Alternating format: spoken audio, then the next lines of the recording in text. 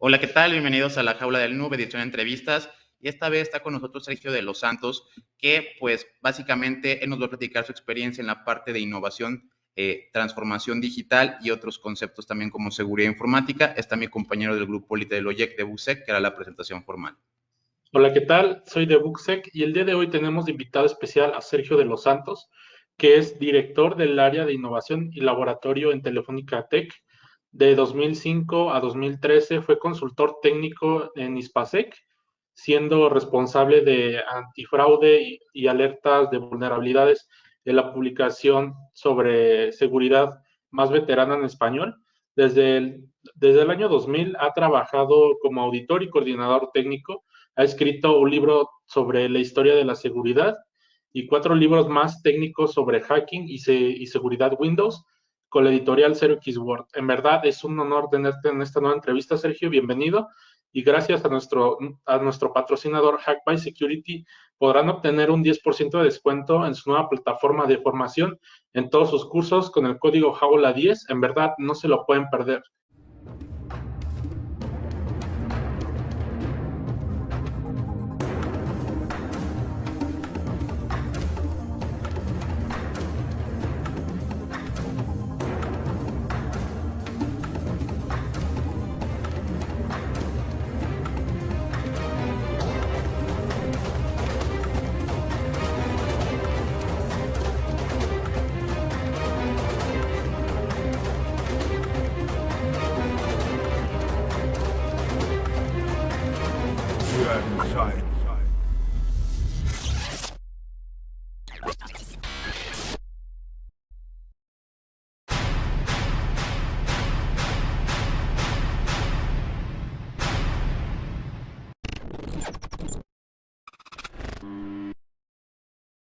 Osinteros y osinteras, gracias a nuestro patrocinador Cyber Hunter Academy, con el código LAJAULOSINT podrán obtener un 10% de descuento en el curso de OSINT para principiantes. No pueden perdérselo.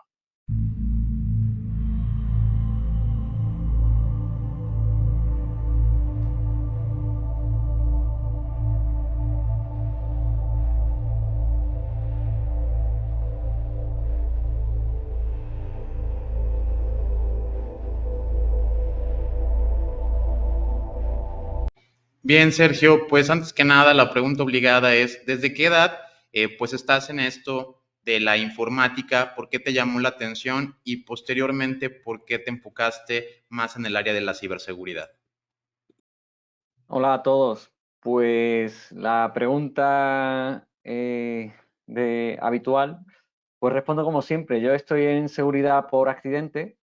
A mí obviamente me gustaban los ordenadores desde el año 91, 92. Sí que me apunté a la típica academia de barrio que había en mi pueblo, porque a su vez yo no pude tener un Spectrum, pero sí mi primo, ¿no? Y claro, yo estaba todos los días en casa de mi primo y era el que dictaba en BASIC lo que tenía que escribir para sacar un juego, ¿no? Programamos un juego de las revistas, salía un juego después de escribir un montón de líneas de código y si te equivocabas en algún número, pues todo fallaba. Yo no tenía ni la menor idea de lo que estaba haciendo, yo solo leía código y mi primo tecleaba y me llamaba mucho, mucho, mucho, mucho la atención cómo eso se podía convertir en un juego, ¿no? Entonces me apunté a informática, aprendí BASIC, aprendí MS2 y con 13 o 14 años ya era programador avanzado en BASIC. Que bueno, programaba muy mal porque, bueno, sabes que BASIC es interpretado, ¿no? Y no había concepto ni de funciones ni nada, todo eran go-tos y todo mal. Pero bueno, me siguió llamando la atención y pocos años después entré en la facultad de informática en el año 96. La verdad es que no me gustó la experiencia en la facultad. Personalmente, me costó, me costó sacarme la carrera y además tener en cuenta que no había internet.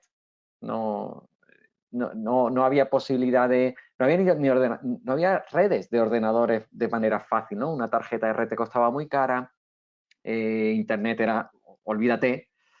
y no tuve una buena experiencia.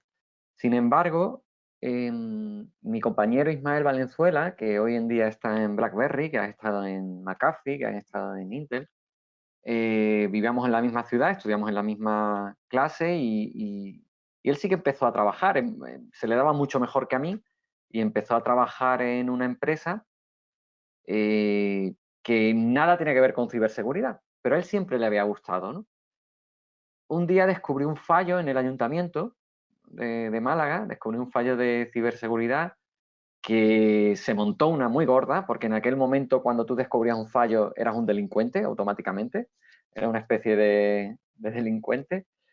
Se montó una buena y el empresario con el que él trabajaba decidió que la ciberseguridad iba a ser el futuro en el año 99 o 2000.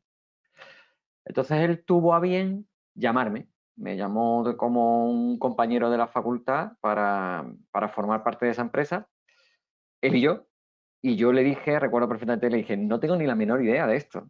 Me dice, no te preocupes, vamos hacia adelante.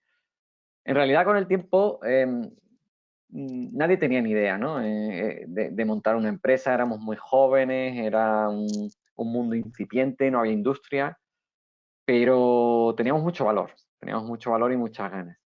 Así que desde entonces trabajé con él, estuve unos 2 años en esa empresita, hicimos grandísimas cosas, fue genial. Hice un curso avanzado a velocidad por 10 de ciberseguridad y no se me daba mal, descubrí que no se me daba mal. Fue muy intenso. Entonces tuve que descansar, terminé mi carrera, que no la había terminado, y empecé a escribir libros y resulta que también se me daba, bueno, escribí en revistas, pero se me daba muy bien escribir en revistas y de ahí sacaron unos libros. Y ahí apunté hacia Ispasec, que era la compañía en 2005 en la que yo quería estar. Lo conseguí y en 2013 pues me llamaron para formar parte de la apuesta en ciberseguridad de Telefónica. Yo dije que quería quedarme en Málaga, no me iba a ir a Madrid y efectivamente pues hasta hoy hemos pasado dentro del grupo Telefónica en varias compañías, pero hace ya casi 10 años que desarrollo mi actividad aquí. O sea, esa es mi historia, un poco de casualidad, ¿no? No era muy bueno en informática, no era muy bueno en ciberseguridad, pero bueno, al final llevo pues 22 años de profesional, porque además yo siempre digo que empecé profesionalmente en esto, no empecé como una afición, sino que yo me gustaba la ciberseguridad, la informática, podía programar, pero de repente me pusieron en el ruedo directamente a hacer una auditoría, a hacer un pentesting, y yo no sé lo que es un pentesting, pero bueno, voy a usar Google. Ah, no, es que no existe Google, espera, porque no existía. Tenía que tirar de diferente documentación, de Altavista y demás para poder hacer cosas. Y bueno, como ya sabéis, esto engancha mucho y me gustó mucho. Y hasta hoy. Yo creo que todos cuando vamos comenzando en este mundillo del hacking o ciberseguridad, tenemos a una persona que admiramos y la tomamos como ejemplo a seguir. Pero para ti, Sergio, ¿cuál fue o sigue siendo tu ejemplo a seguir y a quién admiras? Pues bueno, cuando empezamos, pues por ejemplo Ismael Valenzuela me inició, él sabía mucho de seguridad antes que yo y me inició en esto, me enseñó mucho del asunto y hoy en día como profesional pues me sigue pareciendo una persona que sabe de todo y lo sabe muy bien. También en esos comienzos pues obviamente me topé con Ispasec como una empresa que tenía por ejemplo, la una al día, ¿no? Que luego posteriormente yo me encargaría de eso, pero tenía el boletín de una al día y ahí escribía, lo que yo leía ahí me gustaba mucho, cómo estaba expresado, se notaba que sabían del asunto, eran diferentes temas, criptografía, ciberseguridad en general, malware, me gustaba muchísimo. Y eran mis referentes del momento. Y y hoy en día no soy muy mitómano, no soy muy mitómano. A mí me gusta aprender de todo el mundo y leo todo el mundo sin mucho prejuicio, pero no soy especialmente mitómano. Sí que hay compañeros que no son muy conocidos de, mm, con los que trabajo y tengo la suerte de trabajar y haber trabajado, que no son especialmente conocidos, pero que admiro profundamente. Mis compañeros de trabajo actuales, pues admiro a todos. Es brutal lo que pueden hacer. Y siempre me ha pasado cuando trabajaba en Hispasec, también admiraba mucho a mis compañeros porque no sé trabajar sin gente a la que me motive, ¿no? a funcionar. Me gusta mucho aprender y no soy mitómano en el sentido de que tiene que ser una persona pues reconocida también. Hay gente que sigo, que me gusta cómo funciona, cómo trabaja, lo que hace, lo que publica. Pero de verdad en el día a día el que yo admiro está probablemente a lo mejor sentado a mi lado, ¿no? Y eso me parece muy, muy motivante para mi trabajo. A mí me gustaría preguntarte cómo fue esto de Hispasec. De hecho, hace mucho tiempo, cuando recién empezaba con la organización, yo veía ya que había grupos precisamente muy fuertes y que no solamente estaban orientados como a hacktivismo, sino que también funcionaban como una especie de empresa o consultoría, o sea, como bien montados. ¿Cómo fue, pues ahora sí que conjuntar este grupo de Hispasec? ¿Qué personajes hay por ahí? ¿Cómo era su convivencia? Sé que pues las cosas han cambiado en las últimas generaciones, pero que nos puedas hablar un poquito de ese grupo old school de hacking. Pues se me oye, ¿no? Porque creo que se ha congelado la imagen. Vale. Cuando yo entré en Hispasec a finales de 2005, pues la compañía era muy pequeñita. Parecía muy grande, pero en realidad era muy pequeñita. Yo creo que fui el tercero, aparte de los dueños que estaban allí. Era un equipo de personas que habían tenido que convertir casi obligatoriamente su habilidad en un negocio, porque a raíz de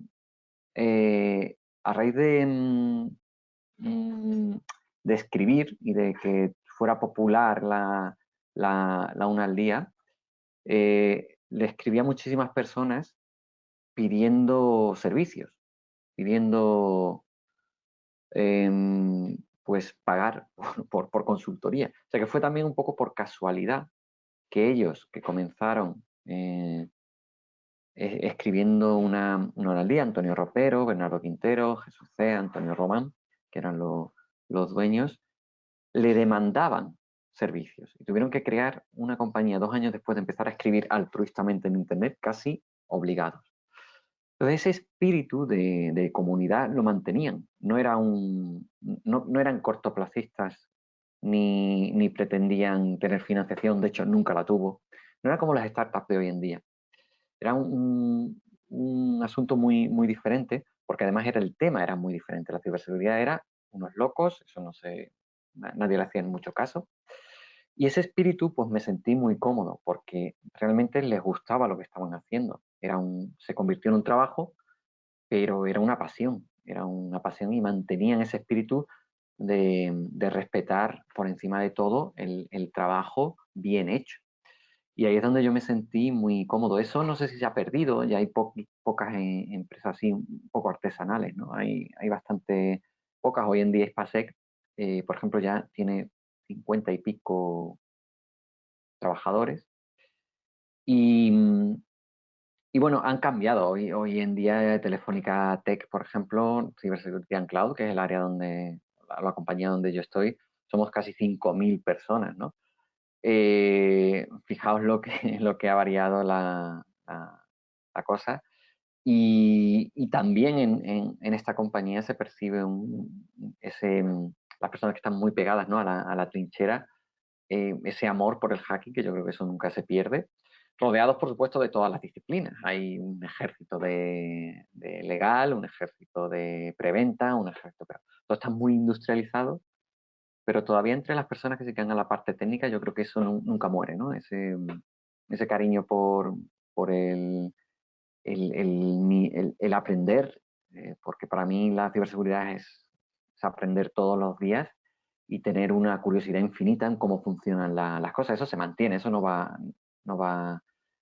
a pesar de que lo envolvamos en una industria que funciona, y actualmente podemos decir que funciona, sobre todo los que hemos vivido esos años en los que no había industria, no había nada, mm, yo creo que esa esencia se mantiene. Y eso me gusta, por eso me sigue gustando mi trabajo. Creo que todos hemos pasado por una etapa en la que, bueno, sobre todo en la que uno entra a la universidad y uno tiene ciertas dudas sobre qué es lo que a uno de verdad le apasiona, pero, pero a ti, Sergio, ¿qué es lo que te apasiona y cómo te diste cuenta de que en verdad te apasiona?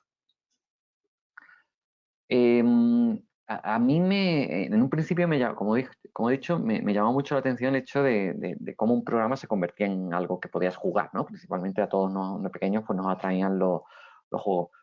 Una vez que superado eso, ya lo entendí por fin.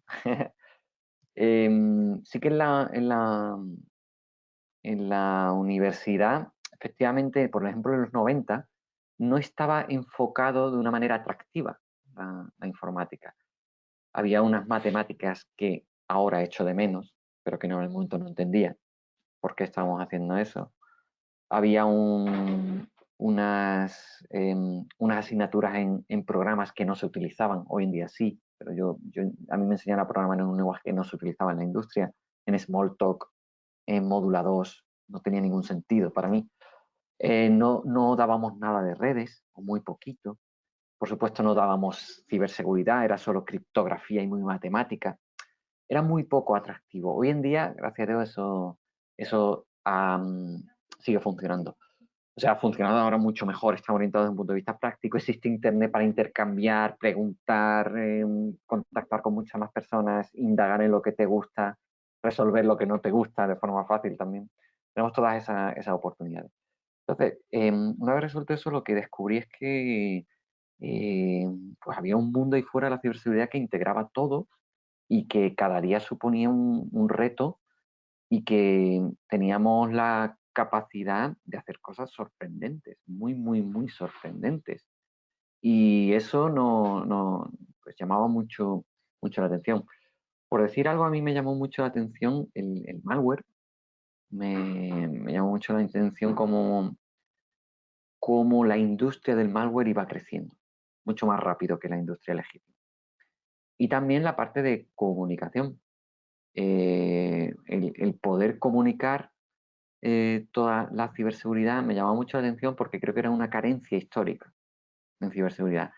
Nos comunicábamos en la comunidad, nos comunicábamos muy mal, excepto excepciones, por supuesto, pero no sabíamos transmitir la importancia que tenía ni lo relevante que era.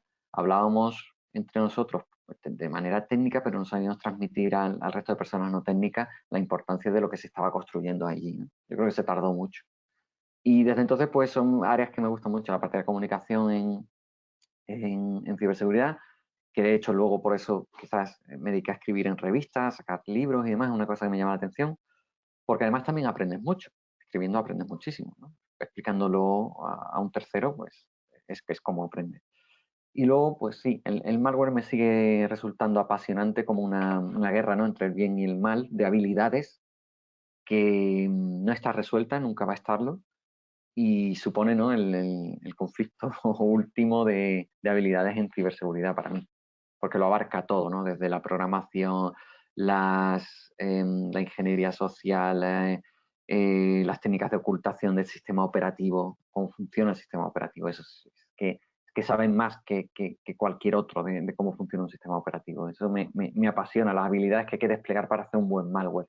Y luego, a medida que el malware se ha hecho una industria, además como empresa funcionan perfectamente. Tienen sus departamentos, tiene su mafia, tiene su gente que lava dinero, tiene su gente que que es capaz de programar, de innovar, innovan muchísimo más que cualquier otra compañía, son capaces de entender cómo funciona Internet en general de una manera que vamos siempre por detrás.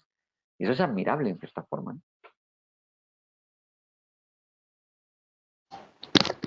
Buena, ¿se me escucha? Hola, sí. ¿Qué tal, querido Sergio? Un placer tenerte acá en el podcast.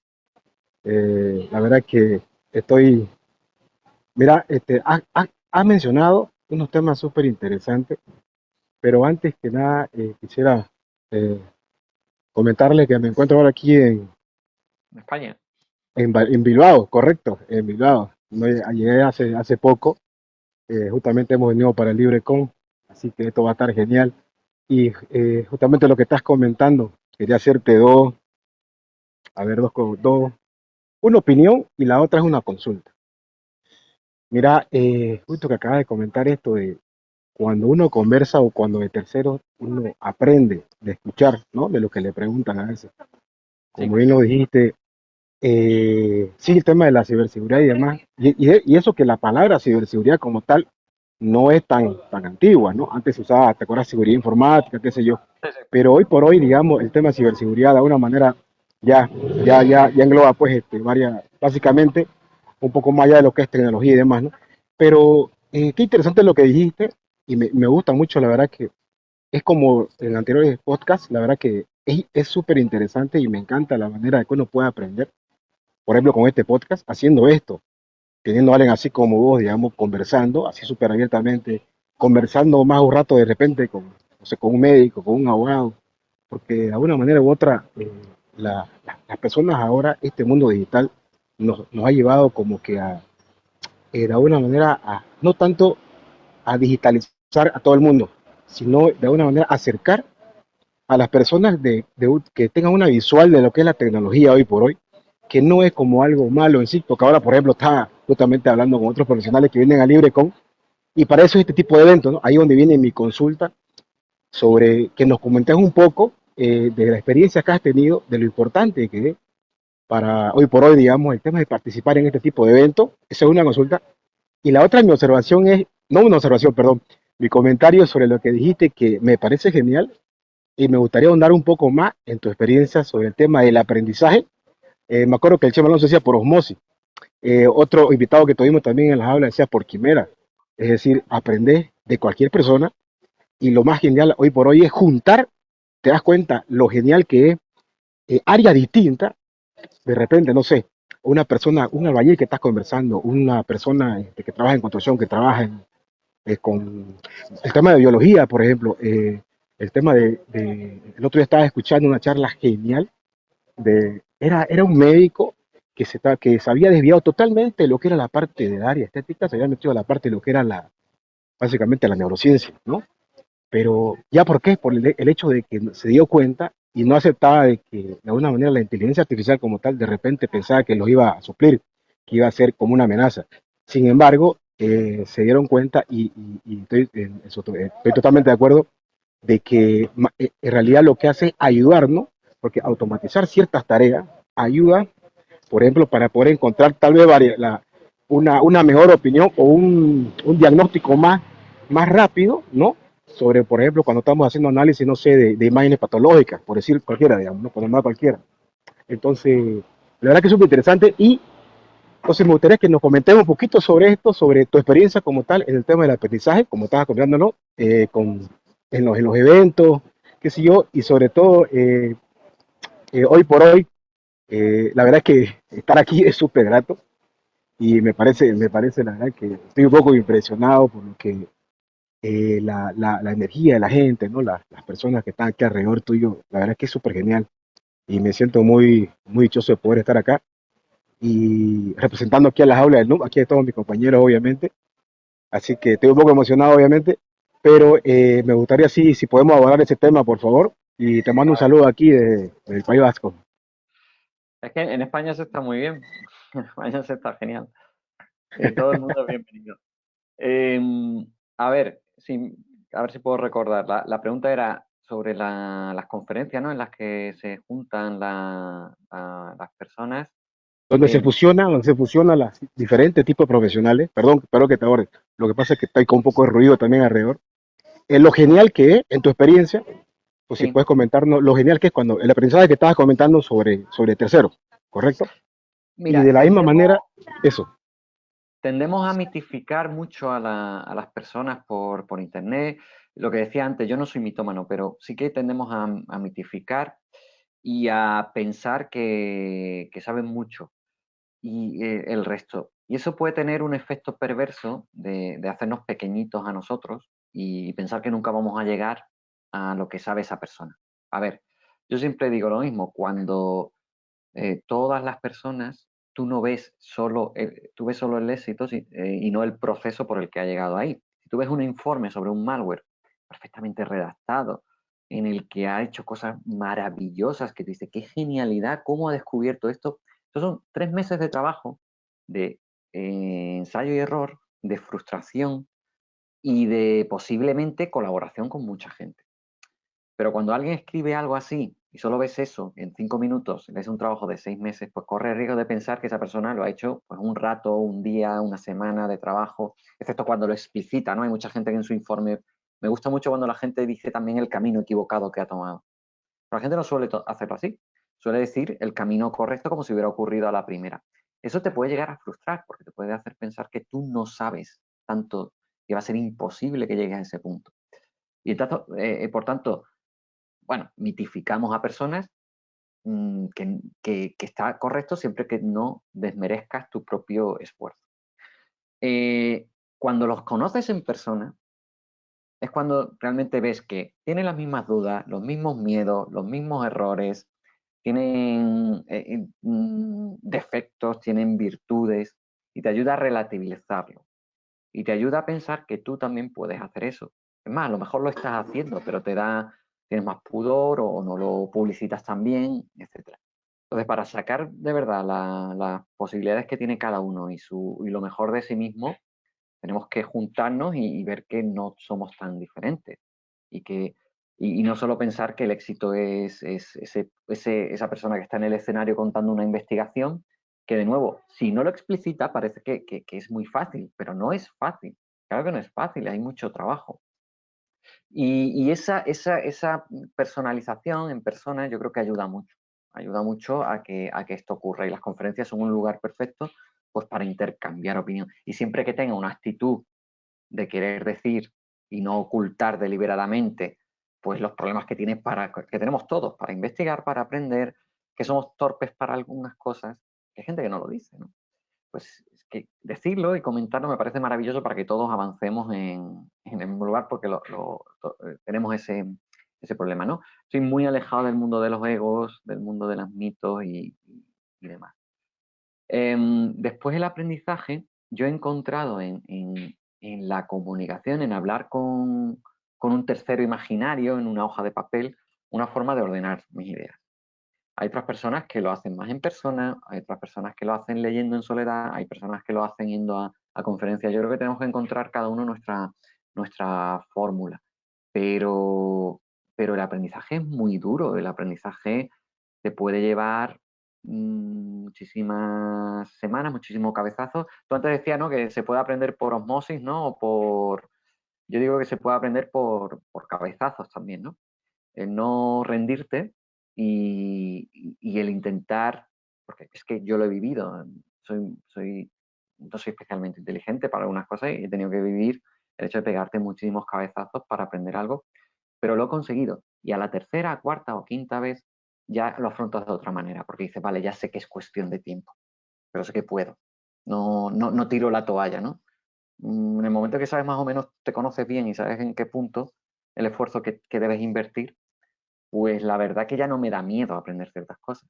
Y eso me ha servido mucho, porque sé porque ya me conozco, ¿no? Mi forma. Es interesante el conocerse en cómo aprende uno, cómo tiene que aprender. No todos vamos a aprender de la misma manera, no todos vamos a aprender igual de rápido, no todos vamos a aprender por los mismos medios. Y conociéndolo te ayuda mucho a crecer. Correcto, perdón que te interrumpa. Sabes que, mira, ahora no sé, que estás en un lugar muy súper, hay mucha bulla. Eh, Mira, justamente lo que comentás, abordando ese temita, siguiendo ese hilo, totalmente de acuerdo, porque ¿sabes qué es lo que nos hace, lo que de alguna manera nos, yo creo que todas las personas, todos los investigadores que estamos de alguna, porque sí, somos unos investigadores en la vida, somos unos hackers en la vida, porque todo el tiempo nos estamos preguntando, estamos buscando el por qué, de alguna manera estamos haciendo ingeniería inversa, si quieres verlo así, Sí, preguntándonos todo el tiempo, entendiendo cómo funciona. Lo que acabas de mencionar es correcto. Yo, por ejemplo, yo estoy acá, pero no fue que, como tal cual lo decís, y es bueno contarlo, no es que un día uno hace un podcast y de pronto está aquí en España.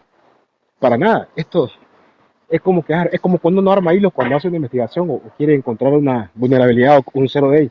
El tema es que encontré el zero day en tu vida. Para mí, por ejemplo, lo que acabas de comentar, o sea, todo te ha costado. Y me encantó eso que dijiste. eh, yo prácticamente ya sé cómo hacerlo. Me puede tomar días, semanas, meses, pero sé cómo hacerlo de repente más rápido. Y que uno ya cuando sabe hacer algo, ya es como que por inercia, automáticamente ya puede, no digo que es fácil, pero el hecho de saber lo que sí se nos hace fácil, pienso yo, es el tema de la decisión. Decidir, no sé cómo va a ser o cómo lo voy a hacer, pero lo voy a hacer. Yo siempre dije, no sé cómo voy a estar, pero voy a estar aquí en España. Y todo se da, ¿me entendés? No es que esa, de un rato a otro. exactamente, To- esa Todo determinación. costó, correcto, pero fui determinante en la decisión. No sé cómo, pero lo voy a hacer, porque es un trámite, visado, pasar por tantas cosas también con mi equipo que está aquí presente, que teníamos también ciertas cosas que hacer, mi trabajo personal, mi familia, o sea, son muchas cosas que no se ven. Uno en las redes solamente muestra, oh, que yo estoy acá en un congreso, pero no, o sea, esto ha costado mucho y esto Pero de repente, es muy bueno que lo digas y lo transmitas correcto, porque acercas a las personas a conseguir su objetivo. Yo estoy harto, ¿no?, de la autoayuda, el pensamiento mágico de si lo quieres exacto, lo vas a exacto, conseguir. No, no, si lo quieres y curras como un cerdo, ¿no? Y trabajas como un exacto, loco para conseguirlo. El hecho de normalizar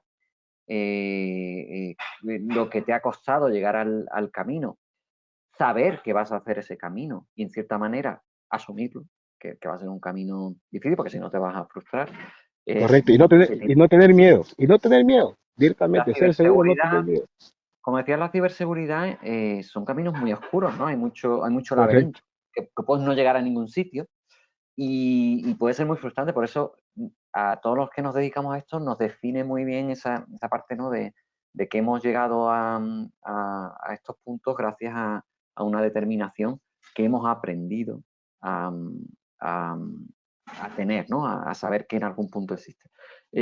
Por ejemplo, yo sí que tuve ciertas determinaciones para hacer esto y me costaron muchísimo, muchísimo, muchísimo esfuerzo. Lo que pasa es que de nuevo encontré dentro de lo que es el esfuerzo, lo que más se acomodaba a mis habilidades. En este caso, el escribir en revistas me obligaba a dar lo mejor de mí porque eh, era una responsabilidad muy grande en aquel tiempo, cuando Internet no era tan famoso, escribir en una revista algo que iban a leer miles de personas, ¿no? Y hacerles investigar y no hacerles perder el tiempo. Tenías que investigarlo muy bien y en esa frustración y en esos momentos de dificultad es donde pues superé eso que quería hacer, que tenía un fin último, que era, pues yo quería entrar, por ejemplo, en Ispasec, ¿no? En aquel momento. Bueno, pues lo conseguí, como has dicho tú, ¿no? Querías ir a España, no sabías muy bien cómo, pues elegiste un camino y lo hiciste. Esto se vende mucho en cualquier disciplina, ¿no? En los libros de autoayuda, en muchas disciplinas, que no digo que sean más o menos difíciles que esta, pero yo creo que esto sí que es un efecto muy, muy común en la parte de ciberseguridad. Y quien toma atajos, finalmente luego paga. Yo creo que lo paga en el día a día. ¿No? La informática es una cosa que va por capas, ¿no? Tú te abstraes de la capa 1 y vas por la capa 2 y te abstraes del sistema operativo y vas hacia la capa de aplicación y te abstraes y vas a la ingeniería social y todo te abstraes. Y el que no tiene controlada una capa, el que de repente cae en una capa como el que cae en un hoyo y dice, no sé qué es un paquete IP, porque ha tomado un atajo, ¿no?, hacia la capa más llamativa, ese tío tiene un problema. Va a tener un problema a largo plazo. Va a tener un problema a largo plazo.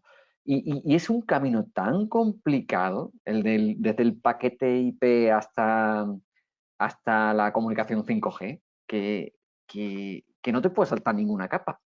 Hay quien toma atajo y de repente está hablándote de un exploit. Y dices, pero si no sabes lo que es un registro del procesador, pues yo no sé cómo lo has hecho. Efectivamente, él tampoco. Él tampoco sabe cómo lo ha hecho. Ha tomado algún atajo extraño y tarde o temprano eso se va a notar. Oye, que Sí, funciona, ¿eh? Mucha gente lo hace. sí, que si te saltaste cloud computing, imposible que lo entendamos un poquito el smart contract, el metaverso, o sea, estás mal, digamos, ¿no? Correcto, correcto. Claro, Querido a Sergio, mí me pasa, ¿eh? A mí me pasa que yo me he saltado algunas capas, pero me he saltado algunas capas de arriba, las de abajo, ¿no? exacto, eso es diferente, ¿no? Claro, yo ahora mismo, Buenísimo. por ejemplo, no soy un experto en Smart Contract. Sé más o menos cómo funciona, pero no me la voy a dar de experto en ese. Pero es una rama, no es la raíz, ¿no? No es el tronco. Correcto, totalmente de acuerdo. Desde el tronco vas hacia las ramas, pero no al revés.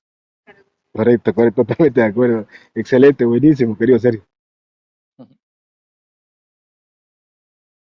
Bien, Sergio, a mí me gustaría entrar un poco en el contraste de lo que viene siendo el análisis de malware, también la evolución del mismo, de lo que es el malware, pero pues pasando por algo sencillo que las personas en casa quizá puedan tener un cierto contraste.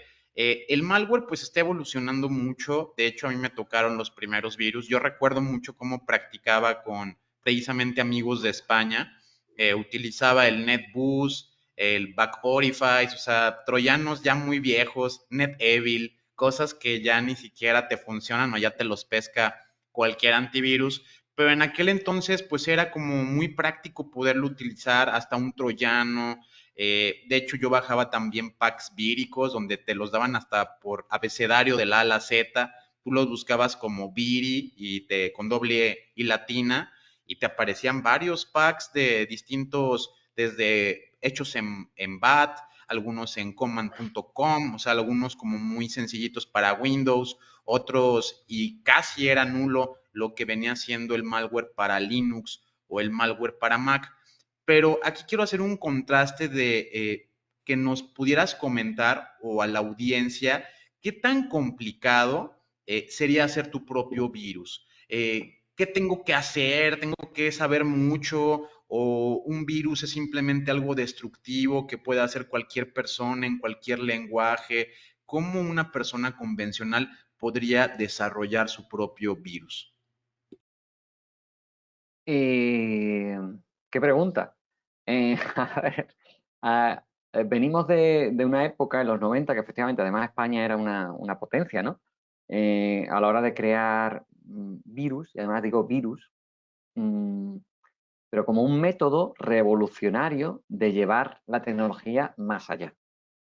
Era una fórmula, efectivamente, y vuelvo a lo que decía antes, de conocer muy bien el sistema operativo y de demostrar los límites del sistema operativo. Y del formato portable ejecutable o de formato... yo discrepo, yo creo que sí había malware para Linux, de hecho la palabra rootkit, pues ya sabes, viene antes de ser root, ¿no? Era maravilloso porque era un escaparate anónimo, curiosamente era un escaparate anónimo porque nadie daba su nombre, ¿no? Pero un escaparate para tu nick de hasta dónde sabías explotar el formato ejecutable y el sistema operativo. No tanto la ingeniería social, porque ya sabes que iba por disquete, era muy sencillo, no se llamaba tanto la atención como no perdían tanto tiempo buscando cómo ejecutar, cómo ser ejecutado. Esos eran triviales de reversear, prácticamente eran texto claro. De hecho, los virus de macro y virus de finales de los 2000, el I love you y todos estos, eran scripts que no estaban ni ofuscados, era código perfectamente legible en Visual Basic Script. Eso es impensable hoy en día. Y fijaos el problema que causaba. Recuerdo ahora que decías tú, había un creador de virus, un programa creador de virus creado por un argentino precisamente, Calamar creo que era su nick, que te creaba tú le hacías varios checks y te creaba el virus en Visual Basic Script correspondiente que te hacía lo que tú le decías. O sea, y eso, que hoy en día nos parece inocente, trivial, ridículo, sencillo de detectar, causaba unos problemas enormes en la industria, pero saturaba Internet, de hecho. Eso evolucionó, vieron las potenciales de esos juguetes y empezaron a evolucionar junto con la industria del malware, del anti-malware, pero a niveles diferentes.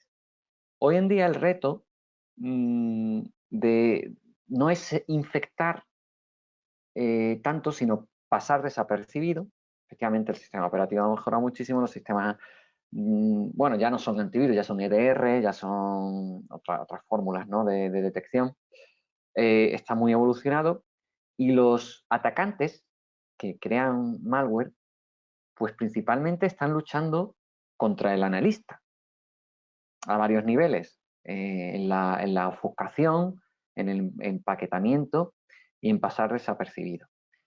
Lo que sí que llama la atención es que muchas veces con técnicas relativamente sencillas o antiguas puedes conseguirlo, porque el concepto de hacer el mal en un sistema operativo es casi filosófico. Puedes hacer el mal con un script de 2 líneas y puedes cifrarlo todo y ningún antivirus se va a enterar. Ningún antivirus se va a enterar, porque es tu script muy concreto, muy específico.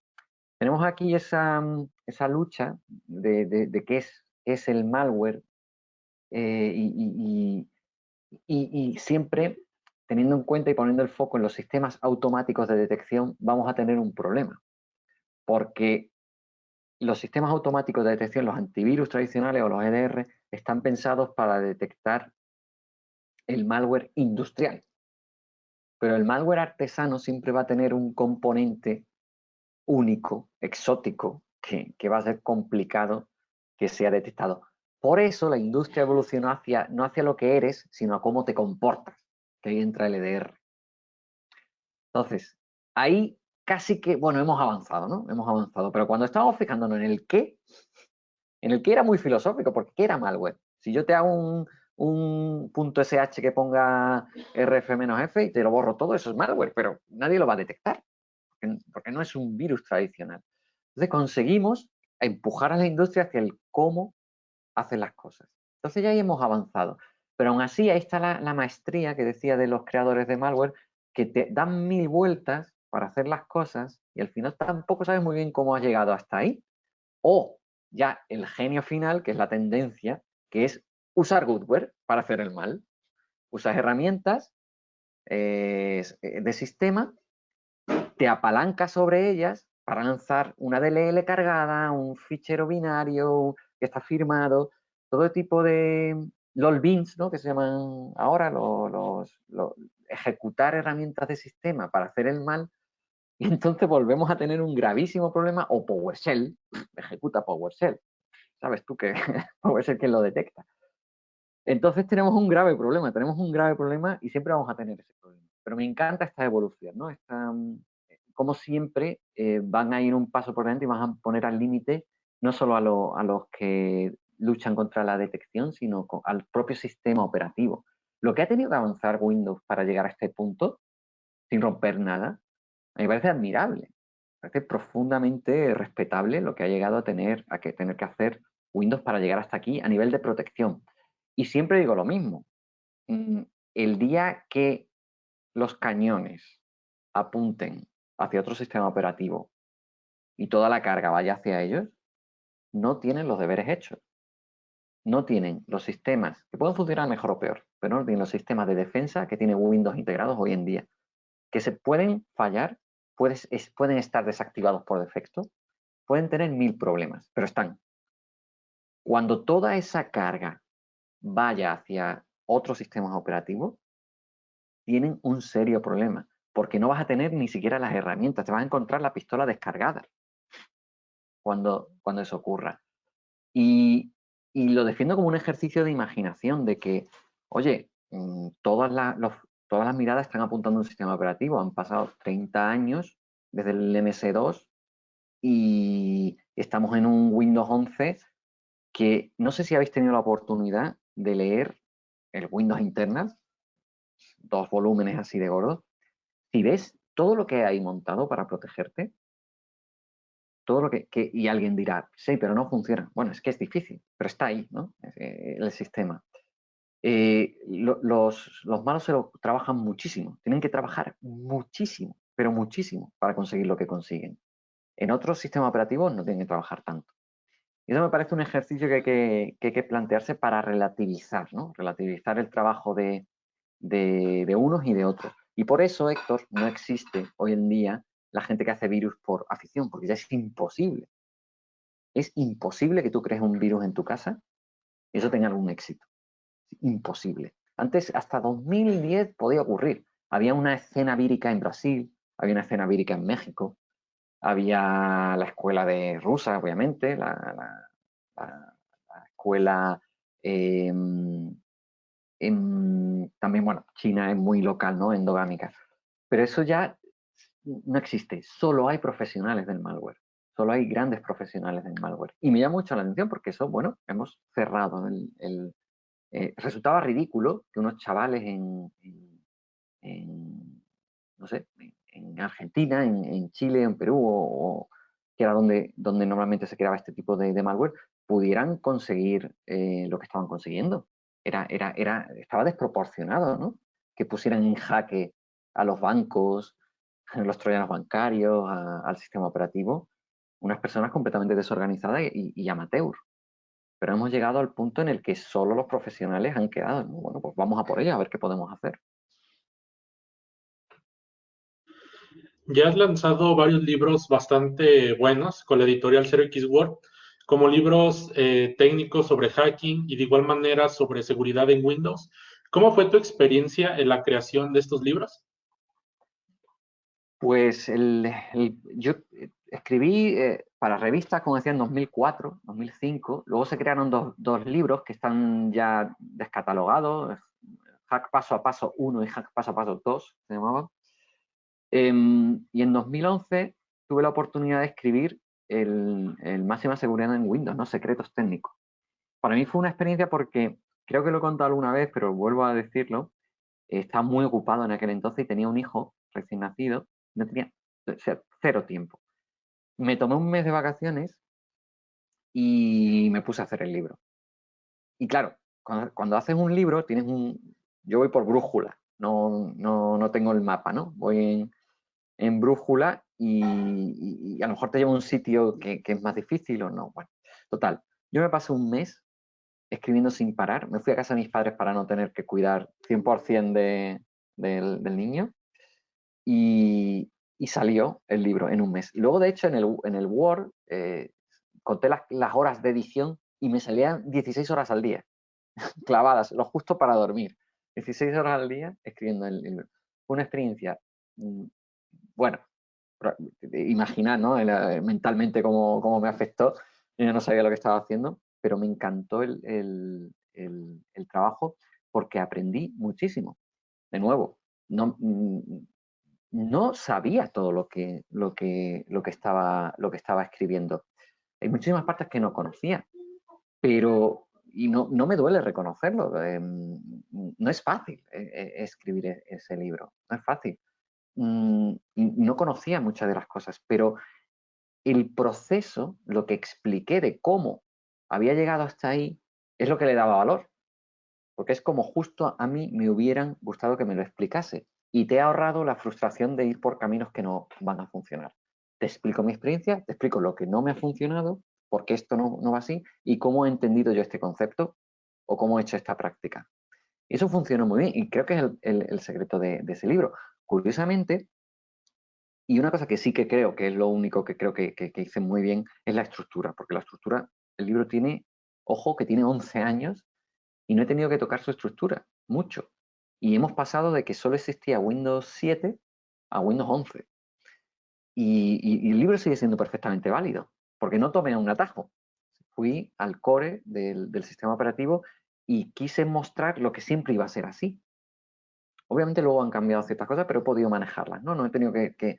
Te puedes leer la primera edición y todavía rescatas el 80% del libro. Me parece súper curioso. Luego, Ese libro, la verdad que me ha traído muchas alegrías, me ha funcionado muy bien, estoy muy agradecido. Vender hoy en día libros en papel, que parecía una locura, ¿no? Pues la editorial apostó y lo ha hecho muy bien. No sé si han vendido 5.000 libros, es que es una locura. Y luego, para que veáis que voy lento, soy bastante lento, 10 años después he escrito un libro sobre el malware porque me apasionaba, ¿no? Pero ¿qué voy a decir yo del malware, no? No soy un experto en reversing. Lo era cuando era fácil, ahora ya es muy difícil hacer reversing. ¿Y qué puedo escribir? Pues estuve dando muchísimas vueltas. Estuve como 3 años dándole vuelta a qué podía escribir sobre el malware.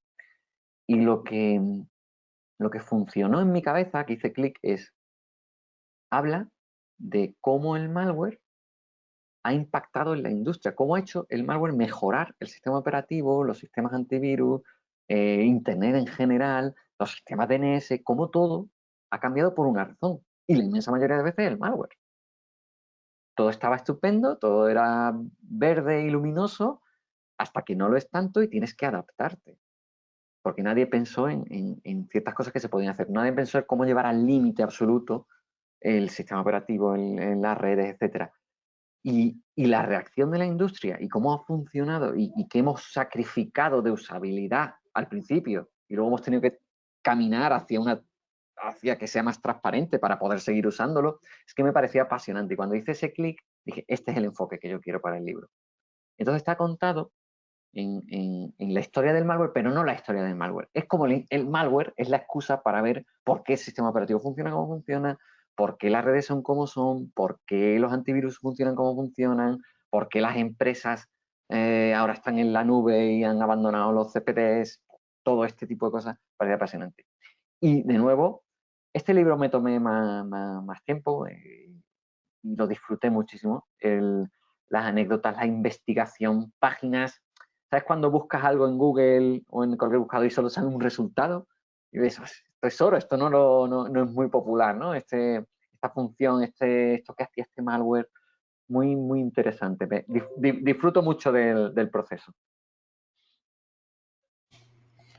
Bien, a mí me gustaría ahora hablar de, pues, este malware cuando se torna ciertamente avanzado o que puede servir como una herramienta ya de disrupción, incluso para atacar países.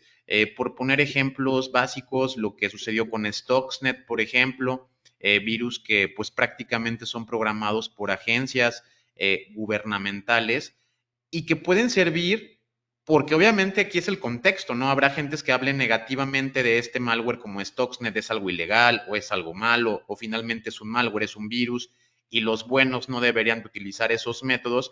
Pero ahora que nos enfrentamos contra términos como el ciberterrorismo, donde estas armas digitales pueden servir para evitar una catástrofe o incluso para causarla, atacar un sistema SCADA o esos sistemas de misión crítica.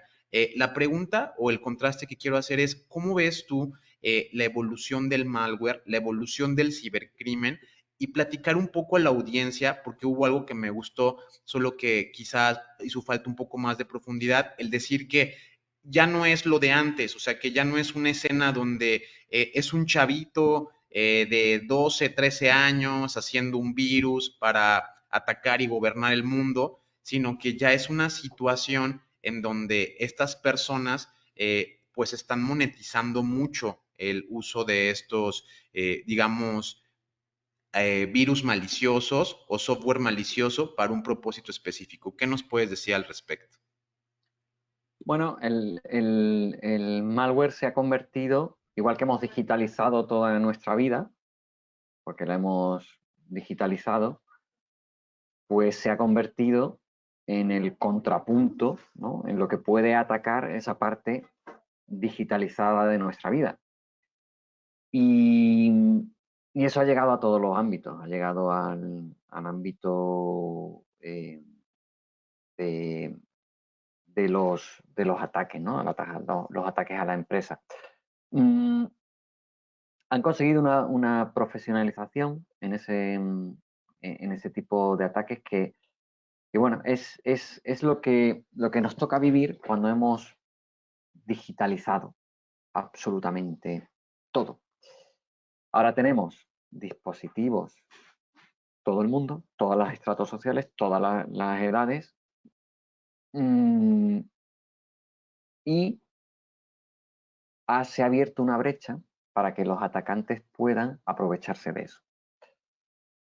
De nuevo, a nivel de robarte, estafarte por compras por internet, o en otros niveles muy superiores, hacer el típico o habitual espionaje industrial entre compañías, o bien espionaje entre gobiernos. Yo creo que es la historia de siempre, no tiene más.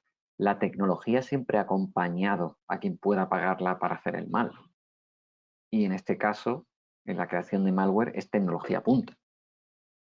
Si en todos los sitios, en el espionaje, en las guerras, siempre ha habido una tecnología. Llámalo armas, llámalo en este caso pues, software, porque hemos digitalizado todo. Entonces, no me parece tan extraño, no me parece tan raro, no me parece tan difícil que haya ido hacia ese camino. Se ha barrido, esto es como Darwin, ¿no? Los virus o gente que creaba malware que no era tan sofisticado ha desaparecido prácticamente, porque técnicamente está maduro como para que eso no funcione. De hecho, creo que eso, de nuevo, es positivo. Pero igual que hay hay tecnología punta que nadie tiene, que no tienes habitualmente acceso, que contrarresta ciertas medidas de seguridad físicas, pues hay tecnología, llamada en este caso malware, o que contrarrestan las capacidades de defensa en el software que puedan tener otras personas. Si lo piensas bien, es la evolución natural que existe, solo que cambian las herramientas y cambian las fórmulas, pero los actores y las motivaciones son las mismas. Y bueno, es muy curioso, ¿no? Porque, de nuevo, también pienso que hacen avanzar la industria. Hechos como el que decía de Stuxnet, ese malware hizo avanzar muchísimo la industria, en muchísimos aspectos, porque utilizaba técnicas 4.0 days, creo recordar, la fórmula que tenía de propagarse a través del Windows Update, era maravilloso. Y eso le dio así, ¿no? Agarró de los hombros a Windows y le dijo, oye, tienes que mejorar, que tú no puedes pretender llevar una planta nuclear, no estás a la altura de ser un sistema operativo para una planta nuclear, tienes que espabilar. Y bueno, por eso hay que ver esa parte, ¿no? Lo malo es que siempre somos muy reactivos, ¿no? Siempre aprendemos a base de golpes. El otro día decía yo que siempre con la analogía de los coches o de la seguridad física, estuve pensando el otro día que la gente se quejaba porque tenía que llevar casco en los patinetes, y esto mismo lo viví yo a principios de los 90 cuando obligaron a tener casco en las motocicletas. O sea, la gente se quejaba de que había que llevar casco en las motocicletas, y te estoy hablando de los 90. Hoy en día es impensable no llevar un casco no llevar casco en la motocicleta. Somos muy reactivos, tardamos mucho en adoptar las medidas, pero bueno, son bienvenidas cuando llegan, ¿no? En un futuro tal vez muy cercano o lejano, ¿tienes pensado sacar un nuevo libro con la editorial 0x Word? En un futuro sí, pero no cercano, porque fue agotador el último. Si lo piensas, tardé unos 10 años entre uno y otro. No sé si voy a tardar otros 10. Sí me gustaría. Creo que es una experiencia positiva para el que lo hace. Por el feedback que tengo, es una experiencia positiva para quien lo lee habitualmente. Eh, es curioso, pero como digo, es funciona, se vende bien, se hace una promoción correcta y la editorial me trata estupendamente. Entonces es posible, pero no sé cuándo. No sé, no sé cuándo. No sé cuándo. Ojalá piense en un tema y en algún momento pueda respirar y ponerme, pero por ahora no. Yo prefiero ir a un ritmo tranquilo. Como veis, no soy ni de mucho de cambiar de trabajo, ni de sacar mucho volumen. Prefiero hacer las cosas con más foco durante un tiempo y darle un cariño. Probablemente porque, ya digo, no soy tan inteligente ni tan prolífico, pero me gusta hacer las cosas bien que intento hacer. Y este libro salió en febrero de 2022, pues a corto no creo, pero no lo descarto. Bien, para mi última pregunta está relacionada ahora sí a la ciberseguridad. Me gustó mucho el contraste de lo que mencionaste de tu libro, en donde pues trataste de no solamente hablar de lo malo o los daños que causa el malware, sino precisamente cómo el malware, y también estoy de acuerdo, ha ayudado a la evolución de la ciberseguridad, porque ahora sabemos o se han puesto muy creativos en los últimos años los atacantes y eso ha forzado a los ingenieros a robustecer y ser mejores para proteger. Ahora, en un futuro, ¿qué crees que se pueda utilizar? Es decir, ya estamos en los CDRs, vimos que los firewalls pues no eran tan efectivos, se está incluyendo mucho la inteligencia artificial, pero ¿cómo crees o cómo ves el futuro de la ciberseguridad? ¿En qué nos deberíamos de preocupar o qué técnicas o qué conocimientos deberíamos ir aprendiendo para ser mejores para proteger? Mira, me encanta lo de la inteligencia artificial aplicada a todo, porque parece como mágico. Yo también me encanta, ¿eh? Tengo un máster en inteligencia artificial y descubrí que efectivamente sirve para todo, pero solo si se usa bien. Quizás es como muchas otras herramientas. Pero nadie la usa bien, o sea, muy pocas personas, perdonadme, porque es evidente que la inteligencia artificial está ahí y funciona en la artística, que hay un boom, ¿no? de inteligencia artificial que te permiten escribir un libro, reconocer palabras, pintar un cuadro, increíble. Pero, pero el querer solucionarlo todo con un martillo, pues te hace que todos tus problemas sean clavos, ¿no? Es una frase típica y eso no funciona así. La inteligencia artificial es una de las herramientas en ciberseguridad. mmm, ha funcionado en algunos aspectos, pero no creo que sea el milagro. Yo creo que en la ciberseguridad vamos bien, creo que hemos evolucionado mucho, estamos pero hace algunos años, y lo que hay que trabajar es en el usuario. Creo que la parte técnica va a funcionar, pero el usuario es el que tiene que realmente trabajarse. ¿Y cómo se trabaja el usuario?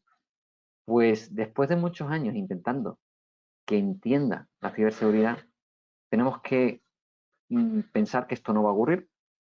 Tenemos que pensar que la usabilidad no quiere sacrificar la usabilidad. Quiere que sea absolutamente transparente. Y tenemos que trabajar en eso.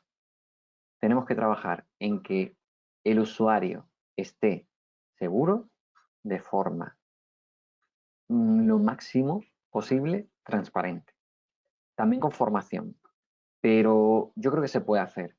Por ejemplo, herramientas como que se han anunciado hace poco de Passkey, basado en FIDO2 para la identidad, que es un sistema de segundo factor que además es anti-phishing total.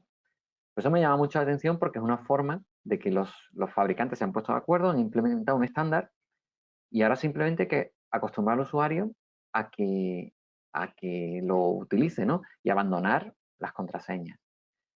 Luego, el sistema operativo puede ser mucho más seguro. Por ejemplo, lo hemos visto en los móviles. Los móviles son un sistema, desde el punto de vista de la ciberseguridad, mucho más seguro que un desktop. De hecho, sabéis que al final, tanto Windows como Mac están intentando ir a una tienda a una tienda de aplicaciones de donde te descargues todo. Están intentando hacer un poco más móvil el desktop. ¿Por qué? Porque el concepto de móvil, si te fijas como sistema operativo, es mucho más seguro.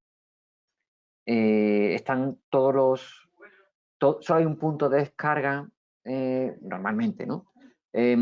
Todos los procesos están muy aislados.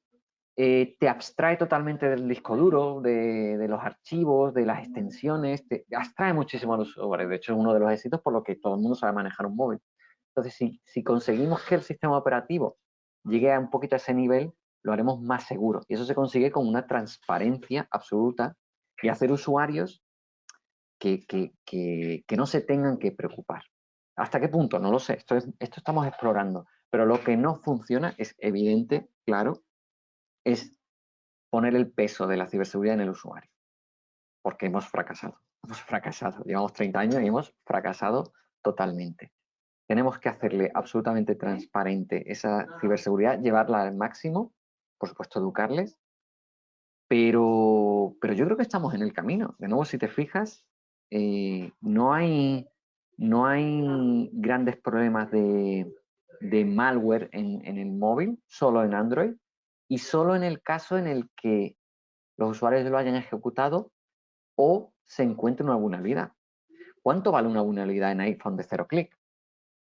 $2 millones. Es muy difícil, es muy difícil.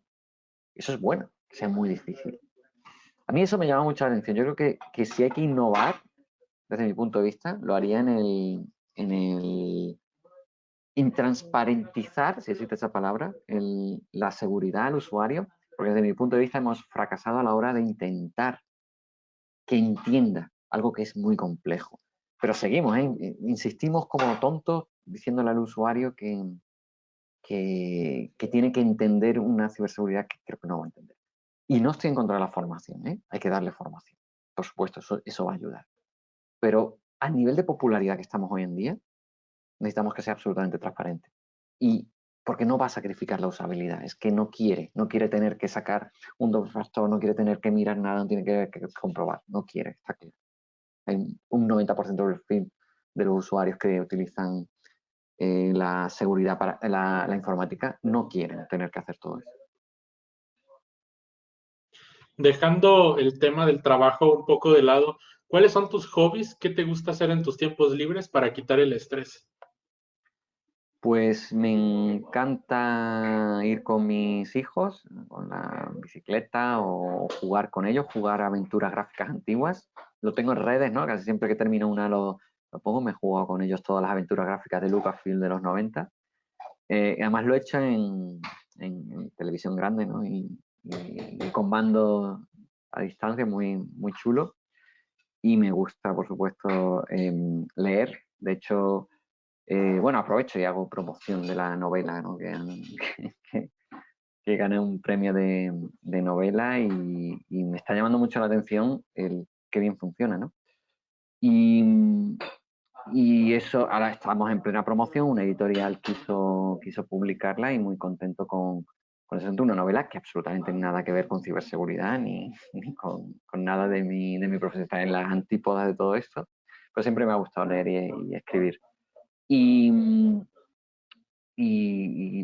ya está, esos son mis hobbies principales. La verdad que no me deja mucho más tiempo el trabajo, pero lo disfruto muchísimo. En verdad, ha sido una entrevista demasiado interesante, Sergio. Muchísimas gracias por tu tiempo y por tus respuestas. Y para contactar con Sergio, recuerden que pueden hacerlo por medio de la maravillosa red de comunicación MyPublic Inbox. En la descripción del video estará el enlace, al igual que el enlace de los libros que ha lanzado con 0xWord. Esto fue La Jaula del Noob.